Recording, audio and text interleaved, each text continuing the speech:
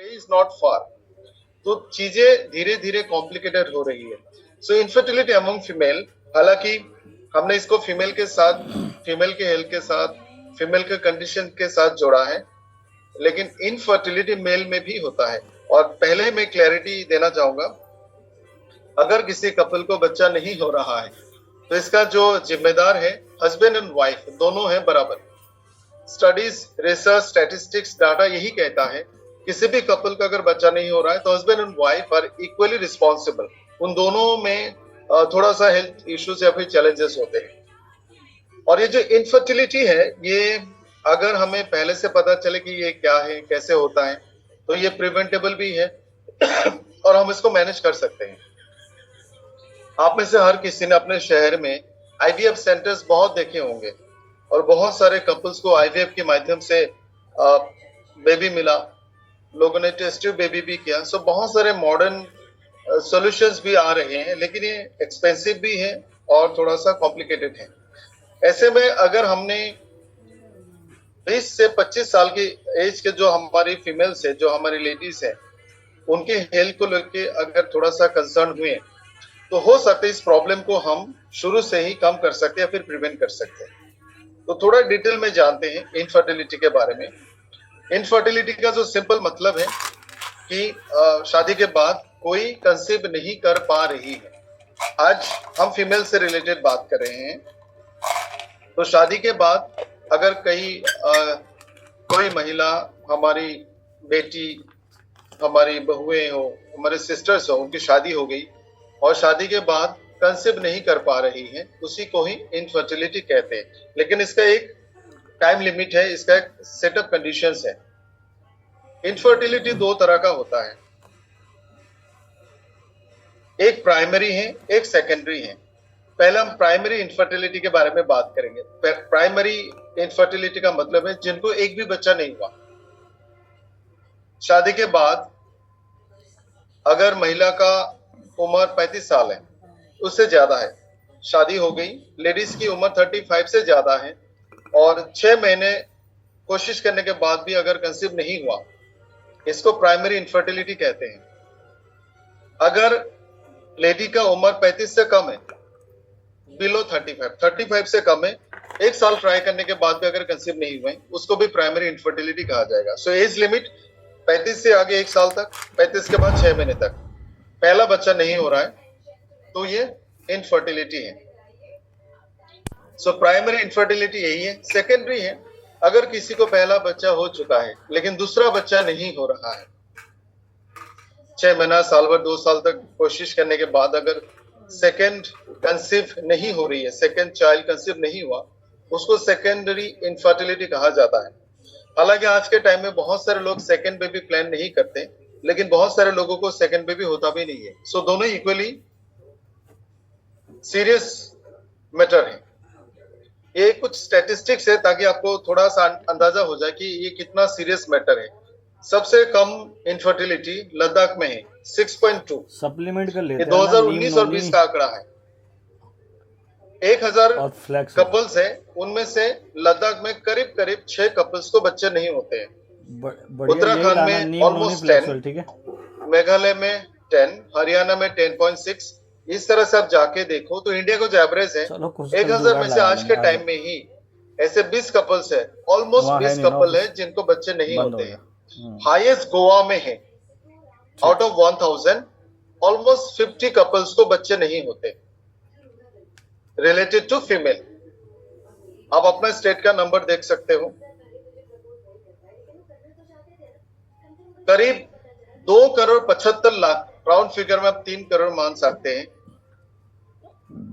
करीब 3 करोड़ कपल्स ऐसे हैं जो इनफर्टिलिटी का ट्रीटमेंट कर रही है इस वक्त। और आपको यह भी बताना चाहूंगा कि इनफर्टिलिटी का जो ट्रीटमेंट है से कोई कपल है, उनको बच्चा नहीं हुआ तो शुरू में अपने नजदीक के ऑब्स्टेट्रिक के पास जाएंगे, गायनोकोलॉजिस्ट के पास जाते हैं, उन्होंने ट्रीटमेंट शुरू किया, मेडिसिन लेते रहे, डॉक्टर ने कहा कोई प्रॉब्लम नहीं है, सब कुछ तो नॉर्मल है, आप मेडिसिन लेते रहो एंड कीप ट्राइंग। डॉक्टर ने मना कर दिया पानी। ऐसे बहुत सारे कपल्स है जो फर्दर ट्रीटमेंट की तरफ नहीं जाते, आईवीएफ हो, दूसरे तरीका हो, क्योंकि वो थोड़ा एक्सपेंसिव होते हैं। ये जो 3 करोड़ की आंकड़ा है, ये आईवीएफ वाले का आंकड़ा है। जो लोग फर्दर ट्रीटमेंट, फर्दर सोल्यूशन के लिए आगे बढ़ते हैं, जो रेगुलर ट्रीटमेंट में उनके नंबर्स नहीं है, ये जो सिर्फ डॉक्टर का सलाह लेके मेडिसिन लेके रहते हैं, उनको लगता है कि अभी हो सकता है और उनका डाटा इस स्टडी में नहीं है। सो 3 करोड़ आप मान लो आईवीएफ वाले हैं। दूसरा वाला जो पॉइंट है वो बहुत इंपॉर्टेंट है, क्योंकि अक्सर हमारे समाज में अगर किसी कपल को बच्चा नहीं होता है तो हम जनरली फीमेल्स को जिम्मेदार मानते हैं। सो ये जो हमारा मानना है, ये जो हमारा एक तरह का सोशल एक धारा है, कंसिडरेशन है, वो गलत है। इनफर्टिलिटी के लिए male and female both are equally responsible in terms of health. स्वास्थ्य की नजर से अगर आप देखो, दोनों की हेल्थ की कंडीशंस के कारण ही कंसीव नहीं होते। So both are equally important. 10 से 15% कपल्स को कभी ना कभी इनफर्टिलिटी के चैलेंजेस आते हैं। अभी जो हमने आंकड़े देखा उससे ज्यादा है ये नंबर्स। हो सकता है किसी को प्राइमरी फर्टिलिटी इश्यू हो, किसी को सेकेंडरी इनफर्टिलिटी हो। At some point of time कभी ना कभी 100 में से 10 से 15 लोगों को इनफर्टिलिटी के इश्यूज और चैलेंजेस आते हैं। 54% मिलेनियल्स, यानी वो लोग जिनका उम्र आज के टाइम में 25 से 40 के आसपास में है, 22 से 39 तक या 40 तक हम मान लो, मिलेनियल्स जिनको बोलते हैं, 54%, यानी इसमें से 50% पॉपुलेशन में इनफर्टिलिटी के चैलेंजेस देखा गया है 30 साल के आसपास में।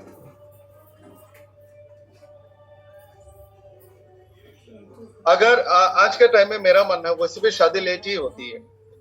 बिलो 35 में शादी और बेबी प्लान बहुत कम होता है। इट गोज बियॉन्ड 30 के आगे चली जाती है। लोगों का स्टडीज, कैरियर, इनकम सोर्सेस, ये सारा कुछ सेटल होते होते it takes around 25 to 28 years. फिर शादी करते हैं, दे टेक सम टाइम। तो 30 के बाद ही लोग बेबी प्लान करते हैं।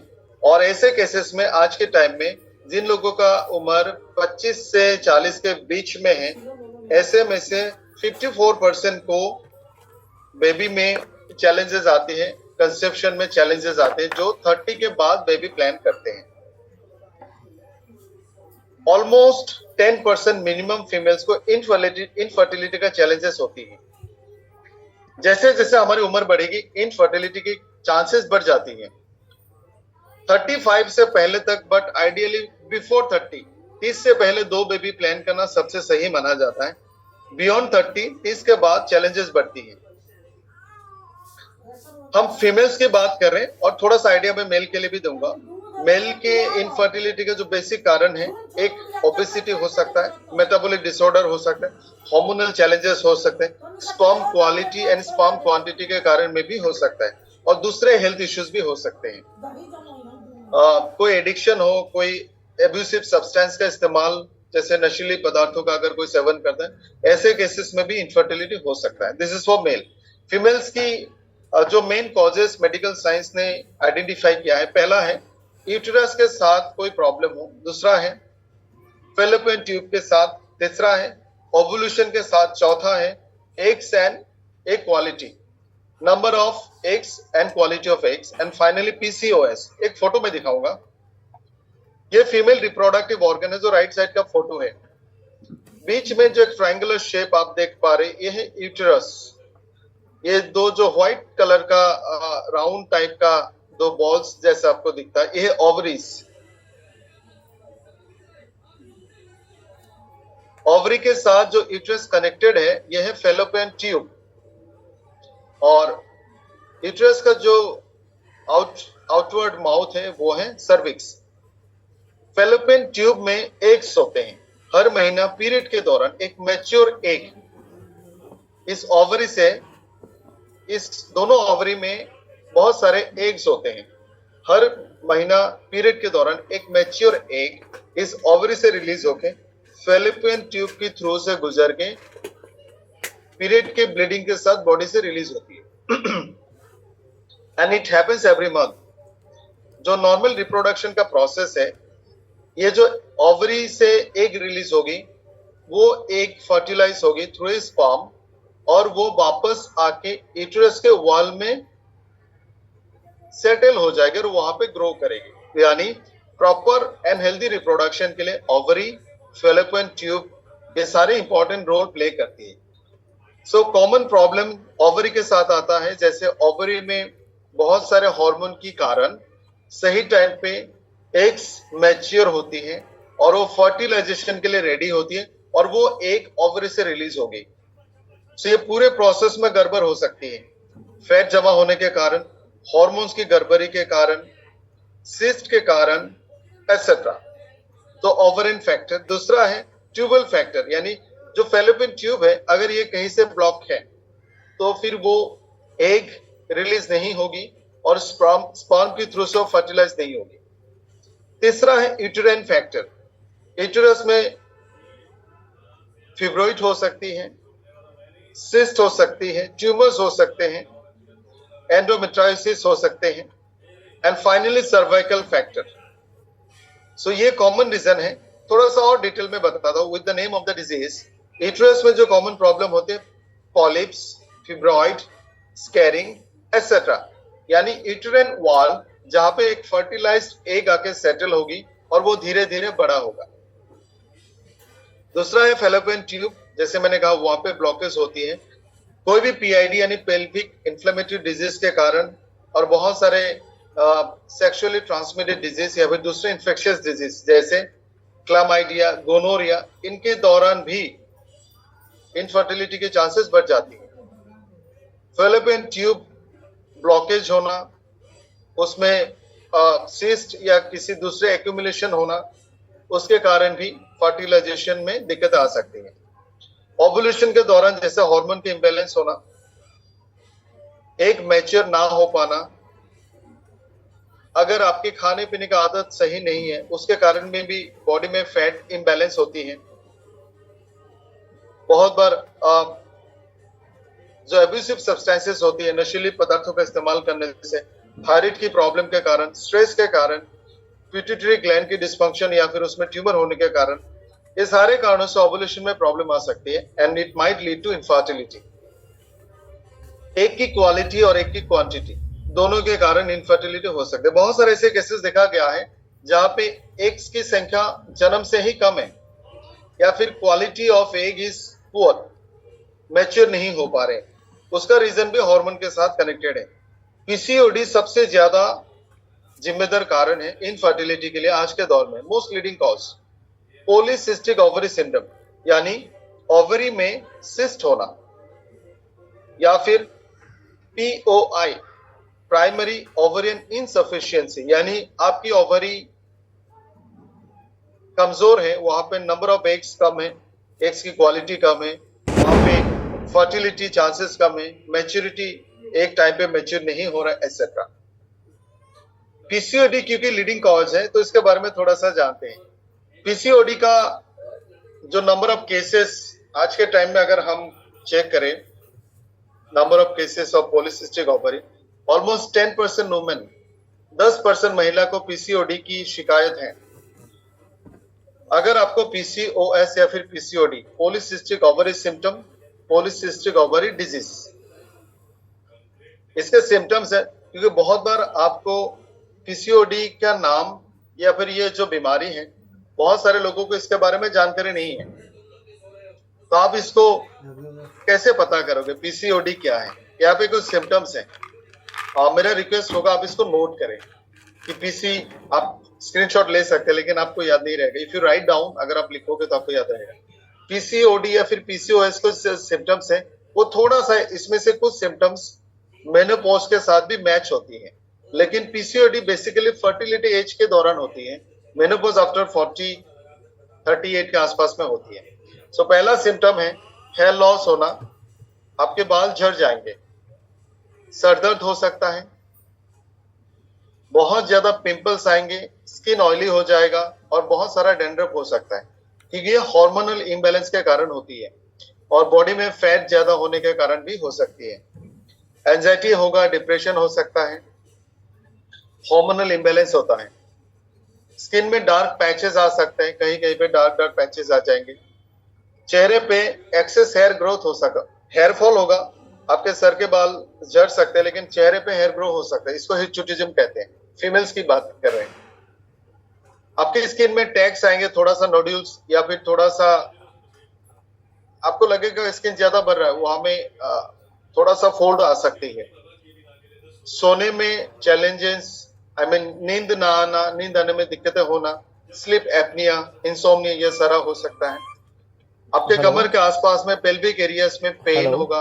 ओवरी का जो तो मीटिंग लोकेशन कौन है ज्वाइन करेगा उस भाई? एरिया में आपको पेन हो सकता है, वजन बढ़ सकता है, ज्वाइन कमर के करो आसपास में फटाफट। फैट एक्यूमुलेशन होगा, मैंने पीरियड जल्दी फटाफट। इरेगुलर होगा, कभी मिस होगा, कभी ज्यादा होगा, और जो पीरियड के साइकिल है वो डिस्टर्ब हो जाएगा, और इनफर्टिलिटी।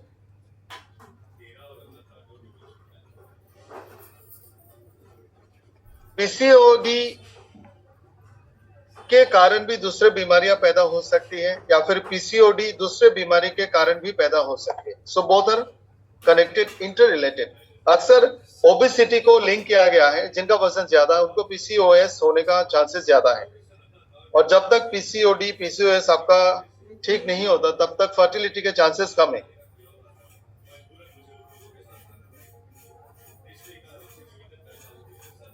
कुछ लोगों को इनफर्टिलिटी की खतरा ज्यादा है। अभी तक हमने जो भी कारण देखे वो सबके लिए इक्वली है। ओवरी में प्रॉब्लम होना, यूट्रस में प्रॉब्लम होना, फेलोपियन ट्यूब में प्रॉब्लम होना, हार्मोन इम्बैलेंस होना, आप इसको बीमारी मान सकते हैं।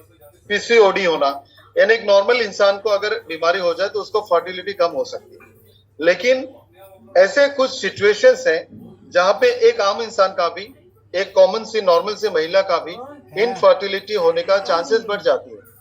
जैसे बढ़ती उम्र के साथ, जिसने लेट शादी की है, और अगर आप लेट बेबी प्लान करते हैं, आइडियली 30 साल के बाद ही कॉम्प्लिकेशंस बढ़ जाती है।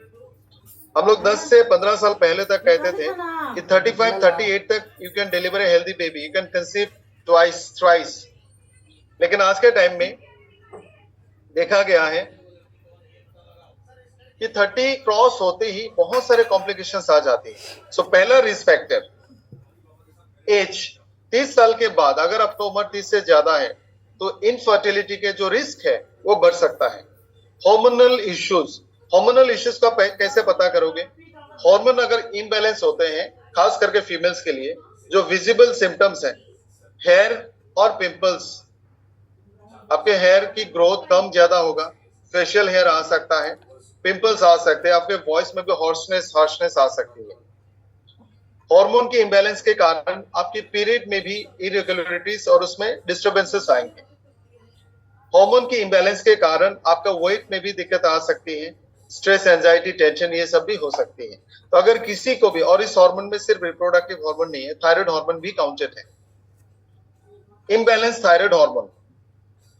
सो थायराइड हार्मोन का कम होने के कारण, जिससे लोगों का वजन बढ़ जाता है, ओवरऑल बॉडी का सारा मेटाबॉलिज्म डिस्टर्ब होती है, और उससे भी इनफर्टिलिटी के चांसेस बढ़ जाती है। आप देखोगे पीसीओडी का कनेक्शन ओबेसिटी के साथ है, थायराइड हार्मोन का कनेक्शन, थायराइड हार्मोन की कम होने के कारण आपका वजन बढ़ेगा। So everything is interconnected. और फीमेल की इनफर्टिलिटी में एक जो सबसे कॉमन फैक्टर आप आइडेंटिफाई कर सकते हैं वो है वजन ज्यादा होना। एबनॉर्मल मेंस्ट्रुअल साइकिल, पीरियड अगर मिस होते हैं, इरेगुलर है, वो भी रिस्क फैक्टर है। बहुत ज्यादा वेट होने से भी आपको कंसीव नहीं हो सकता है, और अगर आपका वजन कम है तब भी इनफर्टिलिटी चैलेंजेस आ सकती है। ओवर एक्सरसाइज और इंटेंस एक्सरसाइज, अगर आप बहुत ज्यादा एक्सरसाइज करते हैं, क्योंकि बहुत ज्यादा एक्सरसाइज करने से आपकी बॉडी में फैट एक्सेस बर्न होगा, मसल प्रोडक्शन होगी, उसके लिए कुछ अदर हार्मोन्स की प्रोडक्शन होगी, मेटाबॉलिज्म बढ़ जाएगा, जिसके कारण जो रिप्रोडक्टिव हेल्थ है उसमें असर होती है। एंडोमेट्रियोसिस, अगर किसी के यूट्रस में नोडुल जैसा स्ट्रक्चर है, कोई भी एनाटॉमिकल, जैसे आप जब भी अल्ट्रासाउंड सोनोग्राफी करते हैं आपको सिस्ट जैसा कुछ दिखाई दे सकता है, अगर किसी के यूट्रस में इस तरह के कोई एक्सटर्नल ग्रोथ है, उससे भी इनफर्टिलिटी की रिस्क बढ़ जाती है। एनाटॉमिकल एनोमिलिटी, जैसे किसी के फेलोपियन ट्यूब में ब्लॉकेज है, यूट्रस का पोजीशन भी मायने रखता है। आपके यूटेरस किस पोजीशन पे है। बहुत बार यूटेरस बीच में से दो पार्ट में डिवाइडेड होता है। बहुत बार यूटेरस जिस नॉर्मल पोजीशन में होना चाहिए उसके अलावा भी दूसरे अलग अलग पोजीशन में हो जाता है। सो कोई भी स्ट्रक्चरल एनोमिलिटी है तब भी रिस्क है। Uterine fibroids, ovarian cyst, tumour, auto immune disorder. ये आपने सुना होगा किसी को रिमेटॉइड आर्थराइटिस है। रिमेटॉइड आर्थराइटिस का मतलब आपके बॉडी में ऑटो इम्यून डिसऑर्डर है। ये एक ऑटो इम्यून डिसऑर्डर है। बहुत बार थायराइड की प्रॉब्लम भी ऑटो इम्यून होता है। अगर किसी के बॉडी में ऑटो इम्यून डिजीज है वो भी इनफर्टिलिटी का कारण बन सकता है या फिर रिस्क बन सकता है। लूपस हो, हशीमोटो डिजीज हो, कोई भी सेक्सुअली ट्रांसमिटेड डिजीज के कारण, इन्फेक्शन के कारण भी इनफर्टिलिटी हो सकता है। पीसीओडी, प्राइमरी ओवरी इनसफिशिएंसी, ये सारे रीजन है जिसके कारण इनफर्टिलिटी हो सकते हैं। This are risk factor. Abusive substance का इस्तेमाल करना, अल्कोहल एंड स्मोकिंग, अगर इससे पहले किसी का एक्टोपिक प्रेगनेंसी हुई है उसके कारण। अब इसके मैनेजमेंट की बात करते हैं। मैनेजमेंट में सबसे पहले प्रोडक्ट्स नहीं आएंगे, सबसे पहले आएंगे हेल्दी लाइफस्टाइल। हेल्दी लाइफस्टाइल का मतलब है आप अपने जीवन शैली को ऐसे डिजाइन करें जिससे आपकी वजन सही रहे, आपका मेटाबॉलिज्म सही रहे, बॉडी में फैट मसल का रेशियो सही रहे, आपके सारे ऑर्गन की फंक्शन हेल्दी हो। सो जल्दी सोना, जल्दी उठना, ब्रेकफास्ट बड़ा, लंच छोटा, डिनर छोटा, physical activity, enough sleep, BMI सही रखना, regular exercise, no alcohol, no smoking. So healthy lifestyle prime factor है। बिना प्रोडक्ट का, बिना मेडिसिन का, बिना सप्लीमेंट का भी अगर आपने बहुत मेहनत करके लाइफस्टाइल को, फूड हैबिट को ऑप्टिमाइज किया तब भी आपका प्रेगनेंसी के चांसेस बढ़ सकते हैं। Healthy food habits, healthy food में जो लोग प्रेगनेंसी प्लान कर रहे हैं, जो बेबी प्लान करते हैं, आपको फ्रूट्स एंड वेजिटेबल बहुत ज्यादा लेना चाहिए। फॉलिक एसिड ज्यादा लेना चाहिए, कैल्शियम ज्यादा लेना चाहिए, प्रोटीन ज्यादा लेना चाहिए, आयरन ज्यादा लेना चाहिए। इस तरह का फ्रूट, विटामिन, यानी जहां पे आपको मिनरल्स मिलेंगे वो, और विटामिन वाला फूड जो बेसिकली आपको फ्रूट्स, वेजिटेबल, सलाद में मिलते हैं, वो आपको ज्यादा ज्यादा लेना चाहिए। जो कम लेना चाहिए वो है बाहर का खाना, fast food, junk food, fatty food, बहुत ज्यादा ऑयली स्पाइसी फूड, बहुत ज्यादा शुगर वाला फूड, बहुत ज्यादा कैलोरी वाला फूड आपको जितना हो सके कम से कम करें। तीसरा है फर्टिलिटी मेडिकेशन। अगर आप ट्रीटमेंट कर रहे हैं आप इसको जारी रखें। डॉक्टर ने जो आपको सलाह दिया है, जो एडवाइस किया है, आप उसको कंटिन्यू करें, उसको मिस ना करें। And finally ease of health supplements. आज हम लोग जिस विषय पे बात कर रहे हैं आप इसको लाइफस्टाइल डिसऑर्डर मान सकते हैं। इनफर्टिलिटी एक लाइफस्टाइल डिसऑर्डर है, जो भी कारण हमने दिखाए वो लाइफस्टाइल डिसऑर्डर में आते हैं। पिछले 15-20 सालों में जो नॉन कम्युनिकेबल डिजीज का ट्रीटमेंट हो रहा था, हार्ट डिजीज हो, कैंसर हो, डायबिटीज हो, ओबेसिटी हो, इनफर्टिलिटी, टू सम एक्सटेंट अगर आप इसको कंसिडर करें तो ये देखा जा सकता है कि कुछ बीमारी को हमने सिर्फ मेडिसिन से कंट्रोल करके रखा है, इट्स नॉट क्योर्ड। आप डायबिटीज को क्योर नहीं कर पाए, आपने हार्ट डिजीज को खत्म नहीं कर पाए, आपने कैंसर को कंप्लीटली क्योर नहीं कर पाए, ये दोबारा वापस आते हैं। या फिर मिसिंग ए डोज, अगर आपने कोई दवाई या मेडिसिन मिस कर दिया तो रिस्क बढ़ सकते हैं। लाइकवाइज इनफर्टिलिटी के केसेस में भी देखा गया है कि जो हमारे पास मॉडर्न ट्रीटमेंट है, मेडिसिन है, जो हॉस्पिटल में जो भी ऑल्टरनेटिव मेथड्स है, उसके सक्सेस रेशियो बहुत इंस्पायरिंग नहीं है। नंबर ऑफ सक्सेस या रेट ऑफ सक्सेस, अभी 2-3 दिन पहले मैंने एक आर्टिकल पढ़ा और ये हाल ही में पता चला, आईवीएफ के माध्यम से जो भी सरोगेसी हो, आईवीएफ यानी जो अननेचुरल फर्टिलिटी है, जो नॉर्मल प्रेगनेंसी होता है उसको छोड़ के जो भी दूसरे मेथड है अननेचुरल है, एक्सटर्नल हो, आईवीएफ हो, टेस्ट ट्यूब हो, सरोगेसी हो, इस तरह के फर्टिलिटी में डीएनए में बदलाव देखा जा रहा है, डीएनए में चेंजेस हो रहे हैं, जिसके कारण जब बच्चा बड़ा होगा हो सकता है उनको कोई ना कोई जेनेटिक चैलेंजेस आए। ये शायद 2 या 3 दिन पहले का आर्टिकल मैंने पढ़ा। सो जो एक्सटर्नल प्रोसेस है, मेथड है, उससे रेट ऑफ सक्सेस भी कम है और फ्यूचर की रिस्क भी बढ़ सकती है। तो ऐसे में एक बहुत बड़ा उम्मीद है use of alternative process advance supplements nutrition जो फीमेल फर्टिलिटी मेल फर्टिलिटी की चांसेस को बढ़ाएंगे। सो डिस्कस करते हैं जो भी प्रोडक्ट हम दे सकते हैं, आपके स्क्रीन में है। सबसे पहले स्वीट 18 या फिर अमेजिंग 40 दोनों में से एक। एज पर योर एज, अगर आपका पीरियड मिसिंग हो रहा है, आप 38 के आसपास में है, तो मे बी आपको अमेजिंग 40 लेना चाहिए। अदरवाइज 15-16 साल से लेकर 38 के एज में जितने भी फीमेल्स हैं, आप स्वीट 18 यूज करें। एक बहुत इंपॉर्टेंट प्रोडक्ट है हेमो14, जो आप प्रेगनेंसी प्लान करने के दिन से ही शुरू करेंगे। इसका रीजन मैं आपको बताता हूं। हेमो14 में आयरन, फॉलिक एसिड, इस तरह के न्यूट्रिशन डाला गया है जिससे आपके बॉडी में आयरन और फॉलिक एसिड की मात्रा बढ़ेगी। सेल जब मल्टीप्लाई होती है, एक सेल से 2 सेल बनेगा, 2 से 4, 4 से 8। एक सेल से 2 सेल बनने के लिए फॉलिक एसिड चाहिए। बिना फॉलिक एसिड का सेल मल्टीप्लाई नहीं करते हैं। सो जब से प्रेगनेंसी प्लान होती है उसी दिन से आयरन फॉलिक एसिड लेना चाहिए। सो स्वीट 18 के बाद दूसरा मोस्ट इंपॉर्टेंट प्रोडक्ट है हेमो14।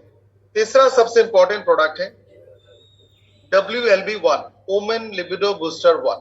उसके बाद वुमेन 1 है, लिको-UT1 है। लिको-UT1 जैसा हमने यहाँ पे कहा, किसी को भी अगर रिप्रोडक्टिव ऑर्गन में कोई इंफेक्शन है, ऐसे में आप लिको-UT1 लंबे टाइम तक यूज करें। सो पहला प्रोडक्ट है स्वीट 18। सुबह शाम एक या दो कैप्सूल आप लें। अगर आपका वजन ज्यादा है, से आपका वजन 80-90 के आसपास में, आपका BMI 25 से ज्यादा है, तो सबसे पहले तो आपको वेट मैनेजमेंट के प्रोडक्ट्स लेने होंगे। फिटनेस 1, SBTC, A1 लीन। सो ये वेट मैनेजमेंट के प्रोडक्ट आप पहले 3 महीने इस्तेमाल करेंगे, आप अपनी BMI को बिलो 25 लेके आएंगे। उसके बाद go for fertility products. Sweet 18 एक कैप्सूल 2 बार। अगर आपका वजन 70, 60, 70 के आसपास में है, तो शुरू के 3 महीने आप 2 कैप्सूल 2 बार लें। हेमो14 सुबह उठ के एक ही कैप्सूल लेना है। वुमेन 1 15 ml दिन में 2 बार। WLB1 एक करके 2 करके 2 बार, as per your body weight. Weight management के लिए जैसे मैंने कहा, फिटनेस 1, A1 लीन, कपकट 1। अगर PCOD है, वजन थोड़ा ज्यादा है, तो वेट मैनेजमेंट के product is very very essential. अश्वा 1 मेल फीमेल दोनों ले सकते हैं। ब्रेन 1, अक्सर जिन कपल्स को बच्चे नहीं होते, आप सभी को शायद ये बात पता होगा, फिर भी मैं बताना चाहूंगा, उनको डिप्रेशन होती है।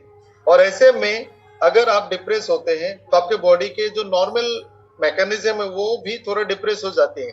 अच्छे हार्मोन्स के उत्पादन नहीं होगी, रिप्रोडक्टिव हार्मोन्स के उत्पादन नहीं होगी। सो ब्रेन 1 से आपका ब्रेन रिलैक्स रहेगा, आप काम रहोगे और आपको एक हैप्पी स्टेट ऑफ माइंड मिलेगी, जिससे आपकी बॉडी में अच्छे हार्मोन्स प्रोड्यूस होंगे। तो स्वीट 18 डेली न्यूट्रिशन है। प्री मेंस्ट्रुअल सिम्टम्स, जो पेन वगैरह होता है, उससे आपको छुटकारा देगी।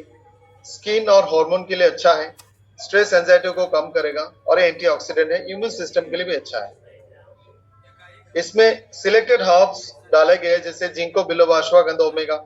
ये ब्रेन को हेल्दी रखेगा, हैप्पी रखेगा, स्ट्रेस को कम करेगा।